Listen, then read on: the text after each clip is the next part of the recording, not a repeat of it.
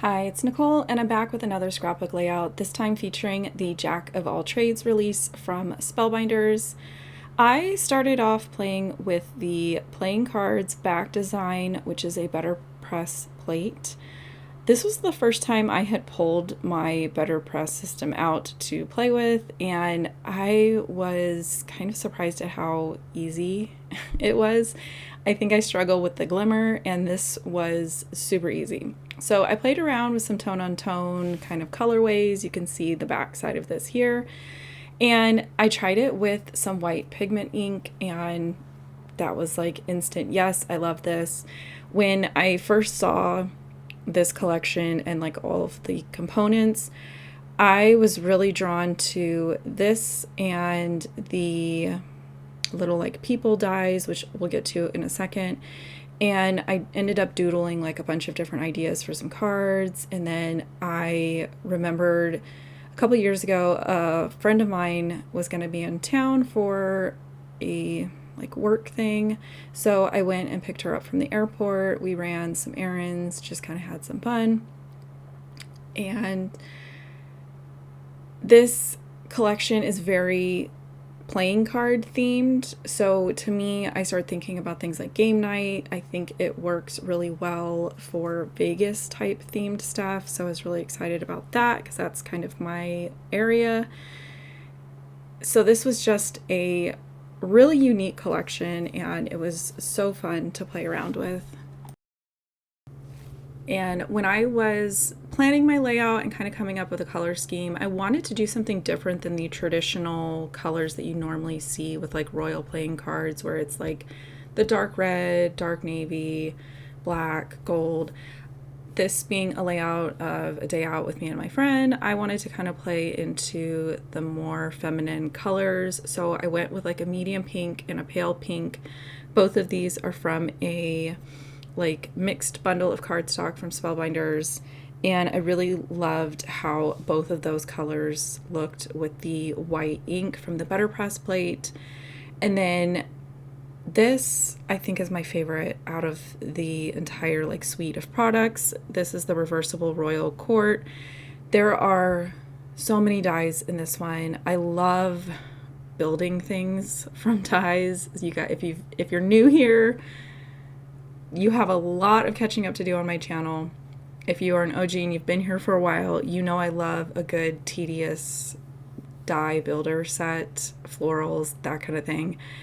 So I'm not surprised that I was drawn to this. I went through and cut a bunch of stuff from those two pinks that I've used earlier. I brought in some red to bring in some pop of color. And then I kind of had to go dig through some paper scraps to find something that was somewhat flesh colored.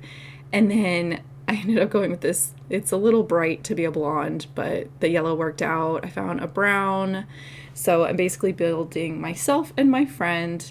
And then the little eyeball pieces, I did make sure that when I cut the like base that cuts the like the head and the shoulders, I kept the little eyeballs that popped out of that.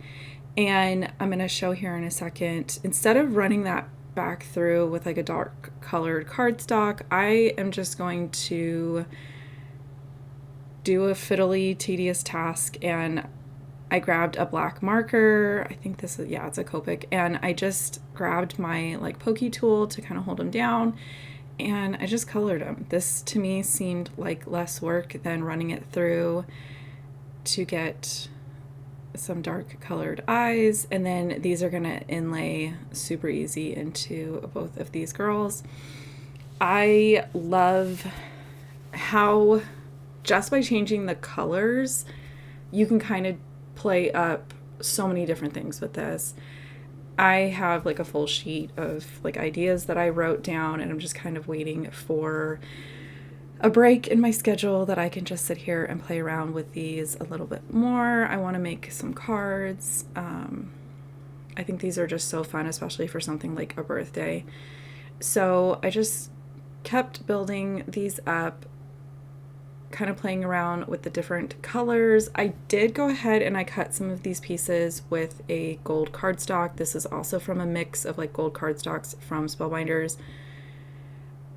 I loved how it made these kind of come alive to be able to cut those, like I cut the necklace, the crowns, and then I think I even did some of the layers of their clothing. It just brings in a really good like neutral and brings in added like interest. I don't know. They were just my favorite. Now I'm going to attempt to try to explain my little doodle. I probably should have showed it to you guys. It was like I could see this layout in my mind, but putting it together, I had some issues, but I love how it turned out in the end. I knew with the way that the people dies are structured, they're actually made so that you can make two of them and have them be, you know, the reverse of each other, which is probably why they're called reversible, but so that it looks, you know, like a playing card. And where they meet in the middle is on a diagonal. So in my mind, I wanted to play off of that like diagonal design, but I didn't want to do like an easy background is to, you know, cut two 12 by 12s in half corner to corner and you get like a good like big triangle thing. Trust me, I see it all the time and it looks amazing. I didn't want to do that.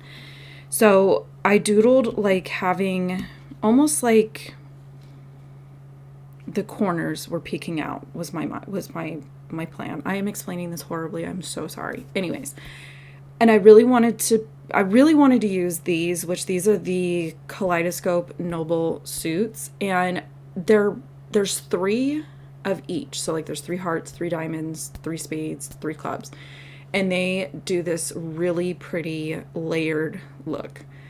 I didn't layer them. I took the most detailed layer, so like the most, like probably what you would put at the top, and I cut a bunch of them from white textured cardstock, as that's what I'm using for my base, and I'm gonna do white textured die cuts on the white textured base and have this tone on tone subtle interest that has just a lot of texture. I've done this before with like clouds and different things. It's one of those techniques that I absolutely love and I kind of forget to incorporate it more. So this was just super fun. So like I said, I cut out a bunch of these. I am gonna use a ruler to plan out the spacing and try to make sure that these are somewhat lined up. The diamond is a little bit taller than the rest, so that started to throw me off. So I got to a point where once I kind of had them figured out distance wise, like left to right, I kind of eyeballed the diamonds themselves top to bottom. Like you can see the diamond next to the spade, they are not the same height. And I am going to apologize. With this being white on white, my camera is going to struggle significantly to figure out what it should focus on. And if my hand's not in the frame, it has a hard time. But I wanted to leave this in just to kind of show you guys that it's super simple. It's a lot of repetitive stuff. It's a lot of die cutting those pieces, but they die cut really well. All the pieces kind of popped out really well. And then just repetitiveness of gluing everything down. But the overall look at the end, I loved it. Even though I'm going to cover up a lot of it with the other die cuts and layering stuff, I love a good white on white. I think it leans into that feminine type of theme. I think it brings in more of that like player card element without it being like really bold and in your face. It's just sort of in the background, but still continuing to tell that story. So I loved it. If you've never done a white on white kind of textured background like this, I encourage you to try it. I think it's really fun. So I think I started out doing 2 full rows across the top. Not really sure at this point how deep of an angle I'm going to bring in some pattern paper on top. I did end up needing to go and die cut like 5 or 6 more of these after I figure out the placement for the pattern paper on top and kind of how big of an angle I wanted to go. I had a couple areas where I wanted some more pieces to kind of be able to continue that pattern and have it look like it goes, you know, all the way across. So I did 2 rows across the top, and then I'm going to come down here on the lower right because I wanted to have the same angle mimicked down here at the bottom. I swear I explain things so bad, and I feel like if I had just taken a picture of my doodle and included it here, you guys would know what I was talking about, but we'll get there. And what's nice about this, I am loving this Omni Grid ruler. I don't know why it took me so long to get these. Not only do they help me line things up, but I actually use them to hold things down while they dry. It's not super heavy, but it's the fact that it covers a lot of area at one time. It helps things like this dry. So you can see me kind of putting it on top while I am putting glue on the back of the other pieces. Once I had all that down, go ahead and flipped over the layout and cut off everything that was overhanging. I think at this point I have yet to put the extras on, but it's okay. I didn't film that part because some of the stuff I cut out if I feel like it's too tedious to watch. I don't want to narrate it. Some of it's just easier to cut out. So here you can start to see my vision. Those girls being on an angle, I absolutely love. So I kind of used my ruler to eyeball the spacing. And then I realized at this point that I needed to go print my photos and figure out the spacing for my photos. I was just deep in having fun with all of the die cutting and like building my little people that I kind of forgot that this is a scrapbook layout and I need to figure out the sizes of my photos. So I printed those out. I think I printed them out a little bit smaller than 3x4s. I may have just cropped them on my trimmer a little bit smaller. And then I'm using scraps of more of the white textured cardstock to go ahead and map my photos. I even use ones that I've already die cut stuff from. You'll never know that there's giant holes behind the photo. I try to use up as much as I possibly can. And I just have us in front of the traditional Vegas sign, a close-up of us because we're cute. And then I had one photo from a lunch place that I had taken her to that was one of our favorite appetizers to get there is this giant onion ring tower. So quickly, you can see the pattern paper that I've pulled. It's super old from my mind's eye. I went ahead and set that aside. Then I pulled out these Better Press sentiments that match the Jack of All Trades collection. And I picked 3 phrases that I felt like leaned more into a scrapbook layout as opposed to a card. And I'm gonna go ahead and pull out my glimmer machine and some gold foil to make those. That set comes with this cute like foldable banner type of thing. And I just went with 3 because I felt like it would be a good number. I've got 2 girls, I've got 3 photos, so I was kind of trying to figure out how many should I make so that I don't have to pull out my glimmer and do it again. This went super easy. For some reason, I have better success using Better Press plates to glimmer than glimmer plates, but I 1000% just think that that's me being new to glimmer plates and needing just a little bit more time to kind of figure that out and kind of what works and what doesn't work. But these worked so well. So I cut out a bunch of the little banner fishtail things, and then these are super easy. You just kind of fold them, glue them behind the like rectangle part, and then you've got a cute little banner. From there, I printed out my journaling strips, went ahead and cut those out. I've got a video on that. I'll post it in the eye above. And then this is the pattern paper that I went ahead and figured out my angles. I did not film that part. It took way longer than I thought it would. Me and angles don't get along. Scrapbook math is rough. But man, I love the way that this looked. So now is when I'm trying to figure out where is everything going to go. I've got a bunch of different components. All of them are so cute. Now I just need to figure out where everything's going to go. Make sure I've got enough room for my photos. And then I did go ahead. I don't do this very often. I taped my photos together until I was like certain where they were going to go. So I went ahead and used the pattern paper to mark where that angle is so that I could go ahead and I'm going to use these playing cards that I made at the very beginning of the video as like a base to kind of start building this almost like a scene. Giant cluster, whatever you want to call it. I loved how these ended up looking. They are sized to fill like the front of a card, so they're bigger than I saw in my mind's eye when I was doodling my little sketch, but I think in the end they worked really well. They're also sized big enough that I probably could have used the playing cards as like photo mats, but I didn't think about it. So now I'm trying to figure out, I don't want to waste the other like half of these playing cards, so I was like, you know what, let's just go ahead and layer these down here underneath the photos as well.